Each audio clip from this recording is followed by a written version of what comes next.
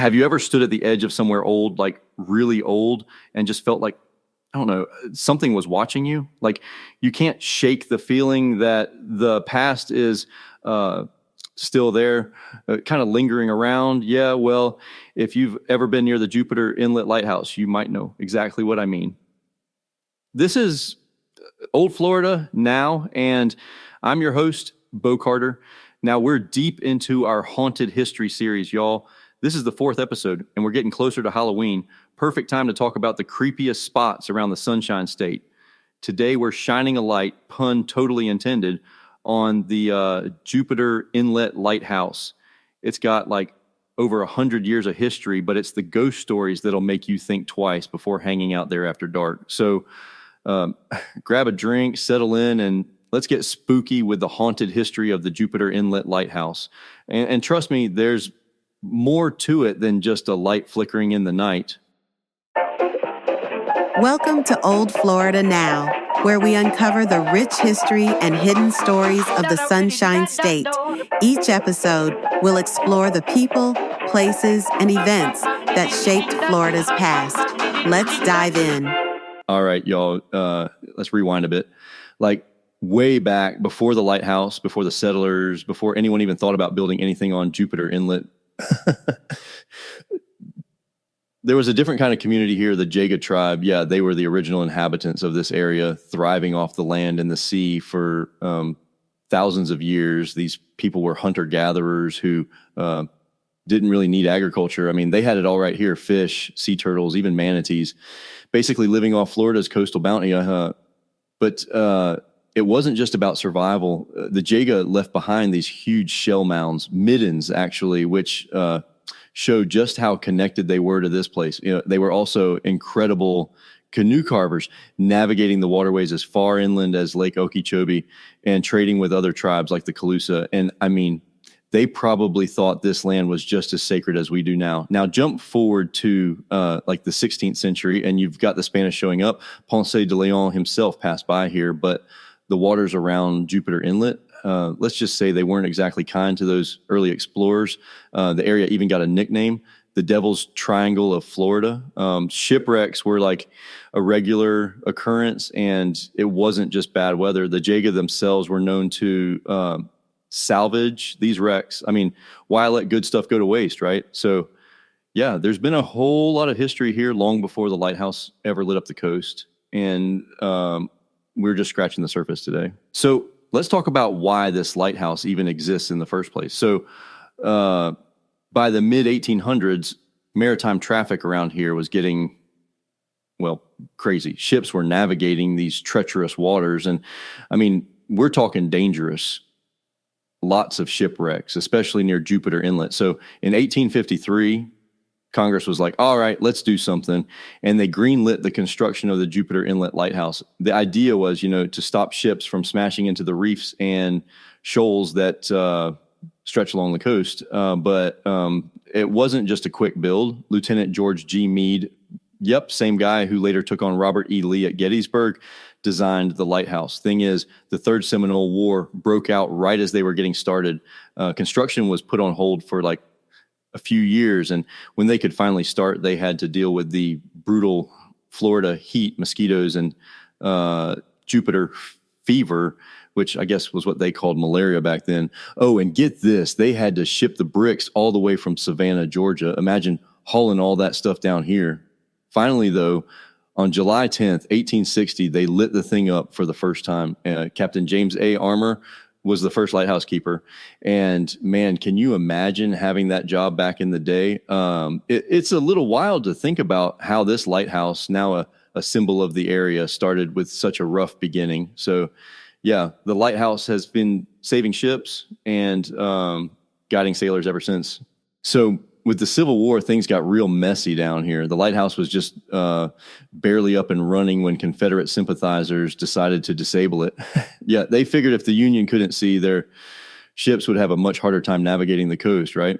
They literally took the lighting apparatus and hid it somewhere in the nearby Jupiter Creek, leaving the inlet in darkness for the entire war. The light wasn't switched back on until 1866, which, by the way, must have been a huge relief for sailors. Now, fast forward to World War II, and things were heating up again, but this time with a different threat. German U-boats, the waters off the coast of Florida, especially near Jupiter, became a hunting ground for those submarines. The lighthouse was dimmed to avoid drawing attention to Allied ships because it could silhouette them at night, making them easy targets. But that wasn't all. Jupiter actually had Station J, a secret naval installation right on the lighthouse grounds. It intercepted German communications and helped the U.S. pinpoint the locations of those U-boats.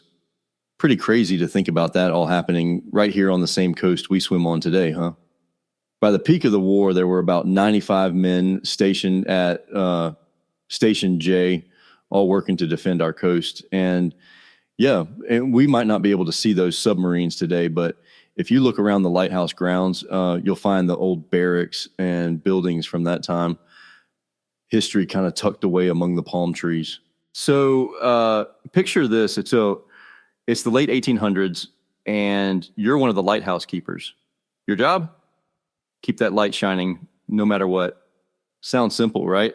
Well, it wasn't. Every day you're climbing up the lighthouse, cleaning the glass of that massive Fresnel lens, which, by the way, was a delicate piece of machinery. Well, one wrong move and you could damage it. Plus, that ironwork, and you had to keep it rust-free by regularly painting the tower sometimes while hanging from scaffolds. Imagine trying to focus on that with Florida's lovely summer heat and mosquitoes swarming around you. And it wasn't just the light itself. You had to maintain the keeper's house and all the outbuildings. Keep everything spotless because the inspector came by unannounced if things weren't in top shape. You were out of there. The keepers' families would often help out, especially when that inspector's ship was spotted in the distance. Must have been like a lighthouse version of spring cleaning. Frantic and nonstop. But life at the lighthouse wasn't just about hard work. There were also the hardships. The isolation out there could really mess with your head. Some keepers wrote in their diaries about how lonely it got being separated from the rest of society. For some, it was the perfect job, but for others, it took a toll. There were accidents too.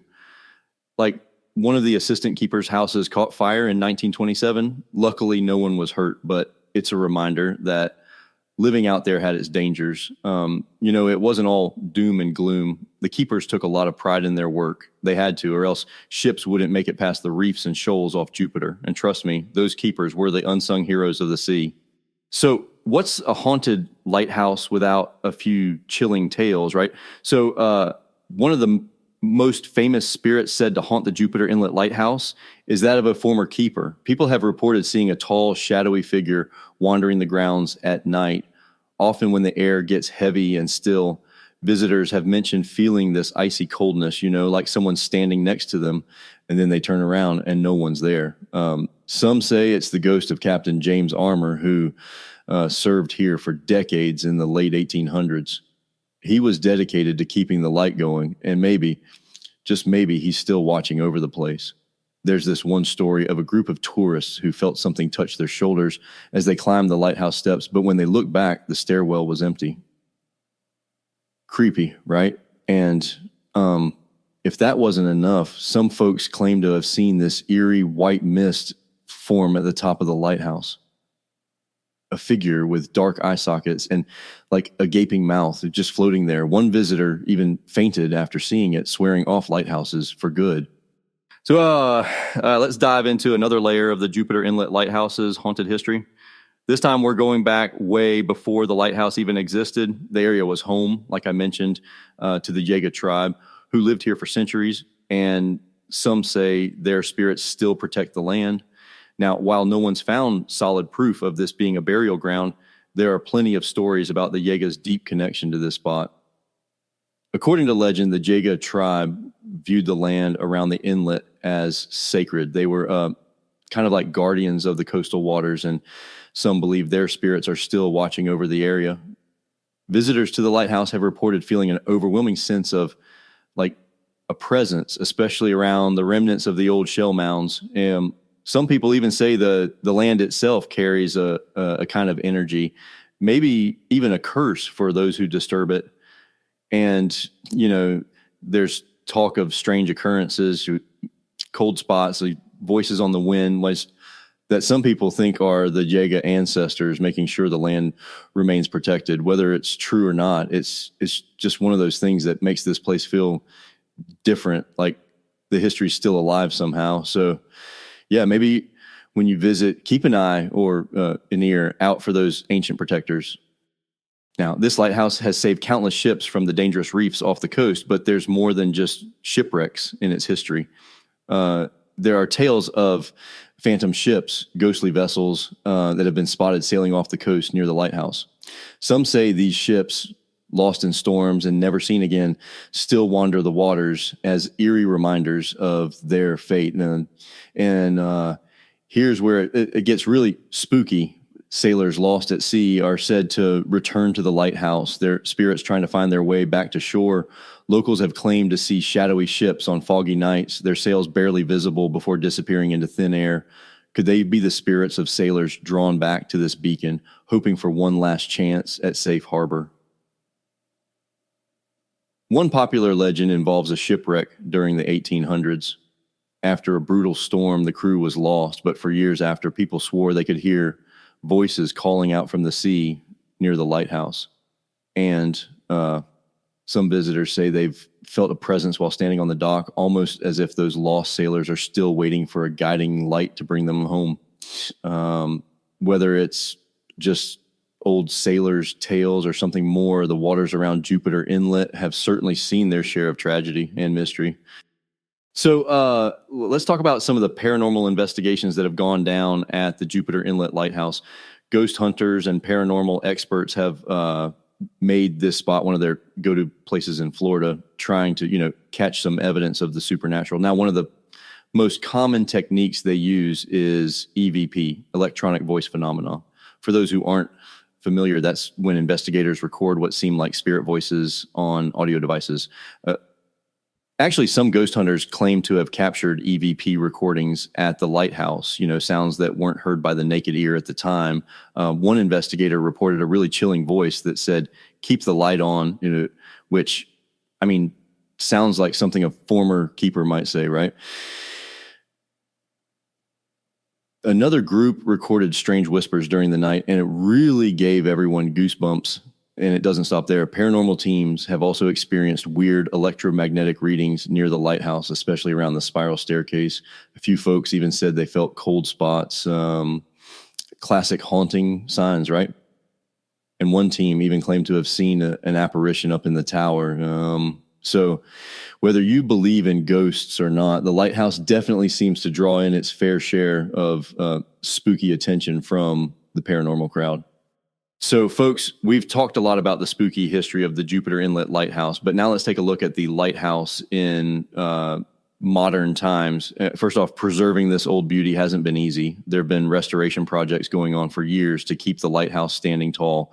It was officially added to the National Register of Historic Places back in 1973, which was a pretty big deal, and it helped ensure that the lighthouse would stay around for future generations. More recently, the entire area surrounding it was designated as an outstanding natural area by Congress in 2008.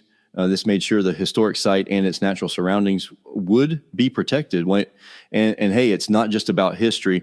The Jupiter Inlet Lighthouse plays a big role in local culture. The community really rallies around it with events like Rendezvous at the Light, which is this annual fundraising event with food, drinks, and live music. It's one of those events that brings the town together. Plus, the lighthouse has shown up in art, literature, and even on screen, serving as this kind of cultural touchstone for the area.